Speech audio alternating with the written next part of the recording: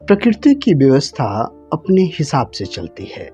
मन और शरीर दोनों का आचरण अलग अलग है। ज़रूरतें अलग अलग हैं।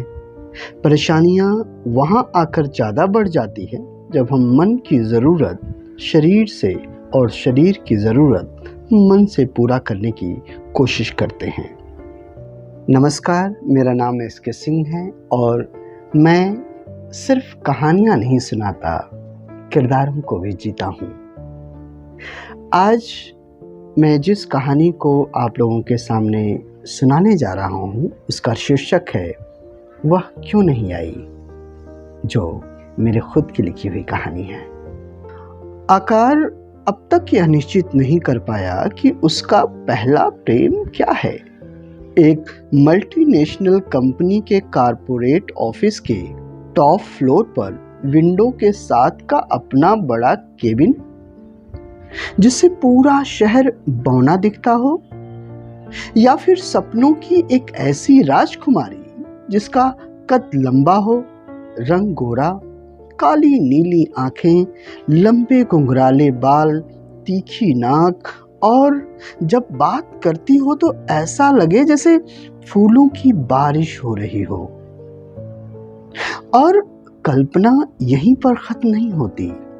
निर्वस्त्र शरीर की बनावट ऐसी हो, पलों में वह कामसूत्र की नायिका लगे जो सभी कलाओं में परिपूर्ण हो। कई बार एक विचार कि कहीं अपने करियर के प्रति इतनी मेहनत के गहरे में स्त्री काम भावना का एक विशाल वट वृक्ष तो नहीं छुपा हुआ है।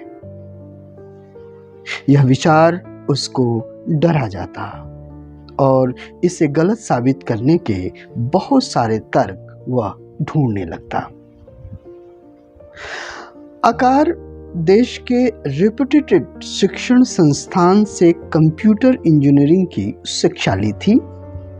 30 साल के उम्र में ही 4 लाख प्रति माह के सैलरी पर काम करता था। ऑफिस का केबिन टॉप फ्लोर पर तो नहीं था, लेकिन ऐसा होने की पूरी चाहत में वह दिन रात मेहनत करता था। आकार शादी के लिए लड़की से मिलने आया था। बहुत मेहनत करनी पड़ी थी उसे यह निर्णय लेने में कि वह भाविका को कहाँ मिले। 1 सप्ताह लग गया था। भाविका उसी लड़की का नाम है जिसे वह मिलने वाला था, अपने सपनों की राजकुमारी की तलाश में। रेस्टोरेंट के कोने वाले टेबल को उसने बुक कर लिया था। टेबल पर फूलों का एक गुलदस्ता रखा हुआ था।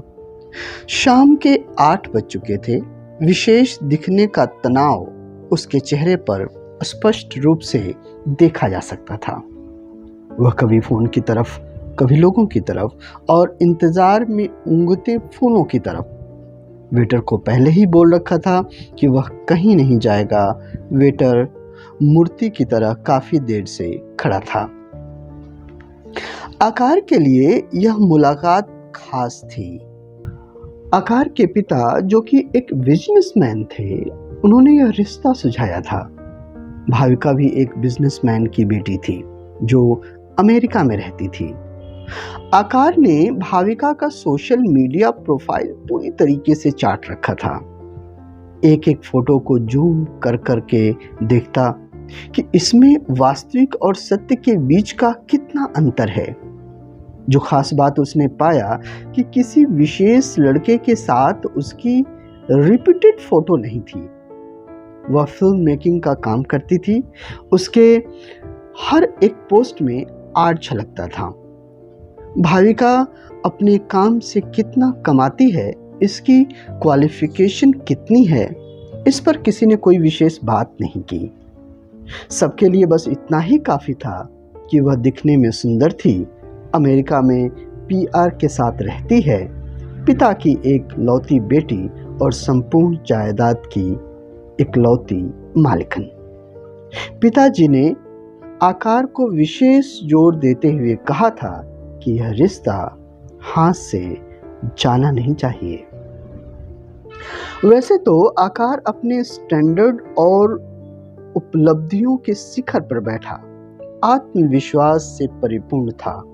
कोई भी ऐसा कारण नहीं दिखता जिससे वह कोई अस्वीकार कर दे। चुनाव करने का पूरा अधिकार उसी के पास था, लेकिन फिर भी वह कोई भी रिस्क लेने को तैयार नहीं था।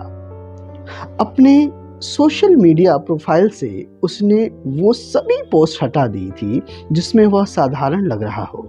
ज़्यादातर उसकी तस्वीरें वो थी जिसमें वह किसी महंगी गाड़ी, महंगे फ़ोन, घड़ी, महंगे रेस्टोरेंट, विदेशों में घूमने की थी। ऐसा नहीं कि उसका कोई दोस्त नहीं था या किसी लड़की के साथ कोई संबंध न रहा हो, लेकिन उसको यह बात बहुत पहले ही समझ में आ गई थी कि सपनों की राजकुमारी पानी है तो इन सबको सार्वजनिक जीवन से तो दूर रखना ही पड़ेगा। ऐसा नहीं कि सपनों की राजकुमारी के प्रति आकर्षण आकार को अचानक पैदा हो गया हो। जब वह कोई ऐसा काम करता जो पिता के इच्छा के विपरीत होता, वह ताने मारते हुए बोलते, यही हालात रहे तो कोई भिखारी भी अपनी बेटी नहीं देगा तुम्हें। वह पिता के प्रति अपनी शिकायत को जब माँ के पास लेकर जाता तो माँ गोद में बिठाकर बालों में हाथ फेरते हुए बोलती, मेरे बेटे के लिए तो राजकुमारी जैसी बहू आएगी, जो लंबी होगी, दूध की तरह गोरी, बड़ी बड़ी आंखें, सुनहरे काले बाल। कई बार आकार माँ के शब्दों के साथ ही कल्पना की दुनिया में खो जाता और सो जाता। इस तरह आकार के मन में सपनों की राजकुमारी का जो चित्र या उसकी दो मुख्य विशेषताएं थी, एक वह धनी की बेटी हो थी और देखने में खूबसूरत थी, जैसे कि उसकी माँ ने कहा था। लेकिन जैसे वह 20 साल का हुआ, एक जरूरत वह शरीर के स्तर पर महसूस करने लगा। वह स्त्रियों के प्रति एक अलग तरह का आकर्षण महसूस करने लगा। शुरू में जब उसके दोस्त किसी लड़की के संबंध के बारे में बात करते तो वह उन्हें घृणा की नज़रों से देखता था। उसका मानना था कि वह सिर्फ एक ही लड़की के संबंध रखेगा, अपने सपनों की राजकुमारी के साथ। लेकिन यह बात स्कूल टाइम की थी। आकार जैसे खो सा गया था। वेटर उसके पास में एक पुतले की तरह खड़ा था। एक मक्खी बार बार टेबल पर रखे हुए गुलदस्ते पर आकर बैठ जाती थी। एक बार वेटर के मन में आया कि वह स्टोर से स्प्रे लेकर आए और मक्खी को मार दे, लेकिन उसके लिए उसको वहां से जाना पड़ता।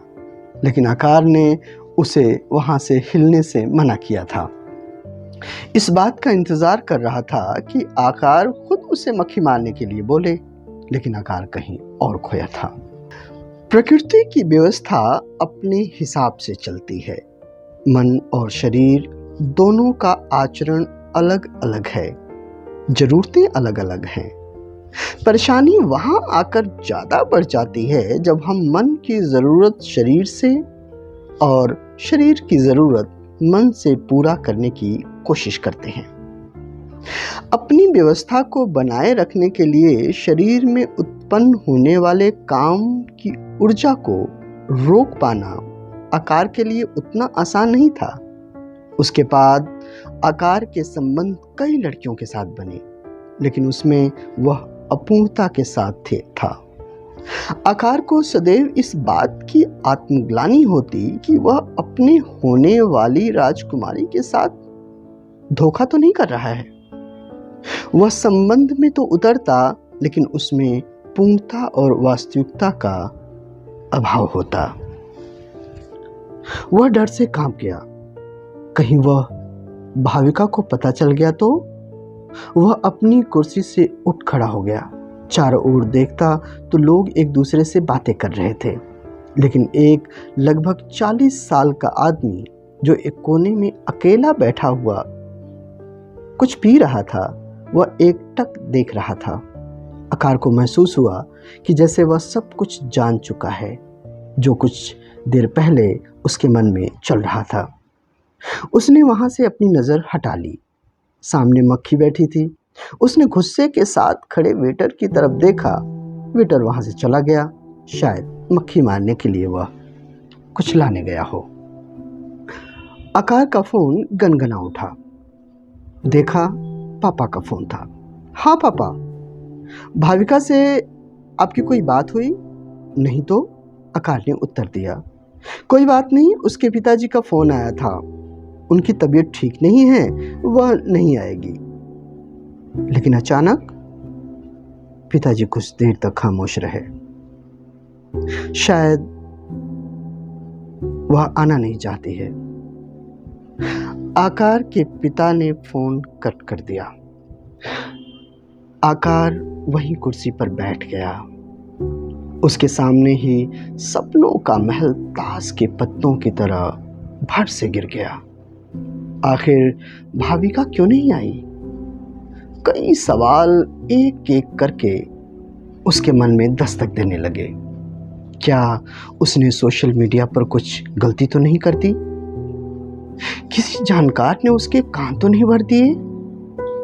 क्या उसका स्टैंडर्ड में कुछ कमी तो नहीं? किसी एक्स ने भाविका का कोई संबंध तो नहीं? क्या उसकी सुंदरता में कोई कमी है? सोशल मीडिया पर अपने सपनों की राजकुमारी की फोटो देखकर कल्पना के जिस घोड़े पर उड़ रहा था, वह घोड़ा धड़ाम से गिर पड़ा और एक सवाल बार बार एक कांटे की तरह चुभ रहा था कि वह क्यों नहीं आई। बस इतनी सी है कहानी। नमस्कार।